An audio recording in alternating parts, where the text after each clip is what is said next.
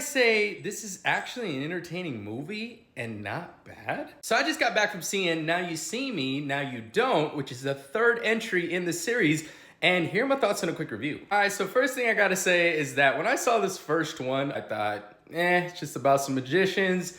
They're performing a heist, all these things. And I felt like it was such a lost opportunity on what the film could have been. Now, when the second one came out, I was like, all right, I'll give it a chance. I remember I went to go see it with my pops, and both of us said the same thing as the first one. Man, they were almost there. Like, it could have been better than what it was. And it kind of felt shallow and a little hollow, and I just didn't really care for the characters. So when it came for this third one, I thought, okay, run of the mill, probably gonna be the same reaction as the first one and the second one that I'm gonna have. And I walked out kind of surprised. I mean, by no means is this a perfect movie or is this great or superb, nothing like that. It does still have some flaws, but for the most part, I kind of had fun with it. Starting with the positives is I feel like this cast right here has more chemistry, and I like some of the newcomers, especially Justice Smith and some of the other ones that do join the crew. The best part I would say about this film that makes it more entertaining is that when these tricks and these things are performed, the audience gets in on how it was done. And I love that because honestly, yes, as a magician, as an illusionist, you should probably never show how you did something.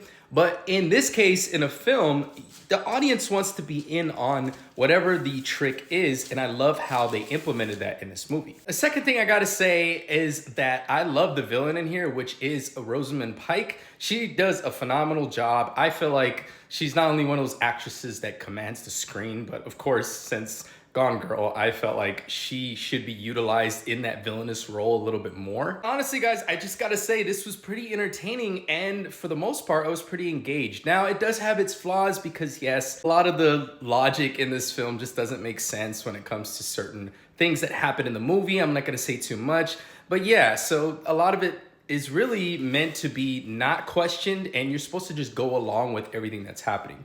With all that being said, I'm gonna give Now You See Me, Now You Don't a surprisingly 3.5 flames out of 5. I feel like this is pretty enjoyable if you don't want to see anything else this weekend and you want to take a chance on this.